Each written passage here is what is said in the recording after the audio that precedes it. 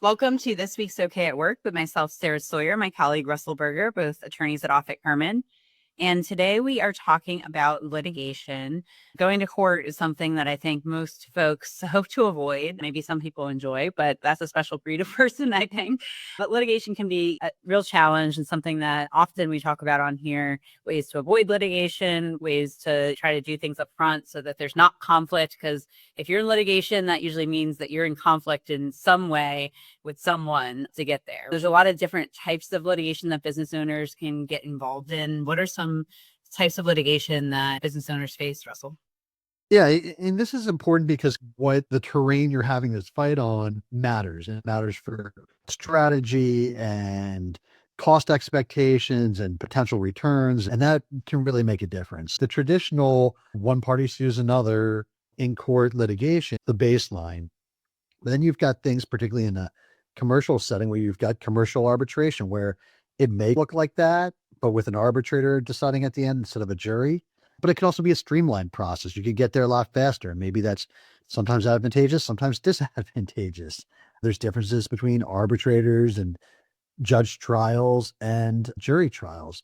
On the flip side, you've also got things like class actions and something we're familiar with from our employment backgrounds, collective actions, which are a group of employees or a group of individuals suing, where maybe the exposure for one individual plaintiff is not that great, but you start adding 10, 20, 100, 200, 300 people in a class, and that exposure can really add up.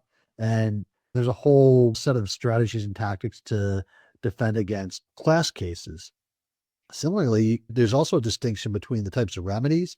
I think we may have covered this here previously, but there's a difference between seeking damages, which is ordinary litigation, and seeking injunctive relief for specific performance, which is equitable in nature. Instead of going to court and seeking, well, they breached the contract, they owe me $100,000. It's they're breaching the contract, enter an order stopping them from doing so, because I'll never be made whole if this doesn't get stopped right now. And that presents a whole different set of strategies. It's a very front-loaded form of litigation.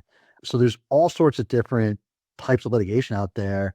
And as a business owner, I think it's really important, if you get sued, know where you are so you can get the right strategy in place.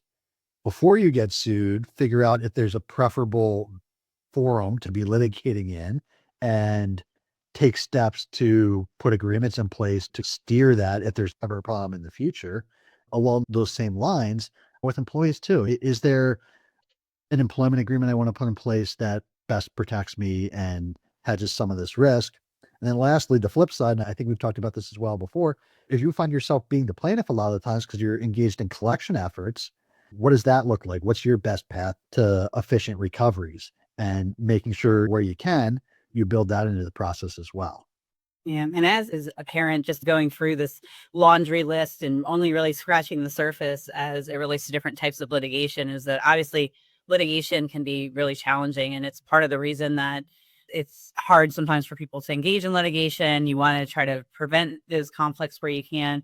But if they do arise, which they do, obviously we deal with it with our clients, even as much as you try to prevent it or you try to stay out of court or stay out of litigation and resolve things to avoid the costs and the hassle and the emotional burden that goes along with it. It's not a one size fits all situation. And that is part of the risk. Definitely figuring out, getting your arms around understanding what category you're in, what makes sense, what the different strategies might be, who is the best to retain, to work on your specific matter. Because as you mentioned, the collective actions, those can be a pretty unique set of circumstances compared to other types of litigation. Really important to be thoughtful in who you hire, how you approach them, and really getting attorneys and professionals involved quickly in the beginning, because once you start down a certain road as it relates to strategy or as it relates to how you're interacting with the other side, that could set the tone for the future negotiations and for the litigation itself. You could be creating evidence for the litigation.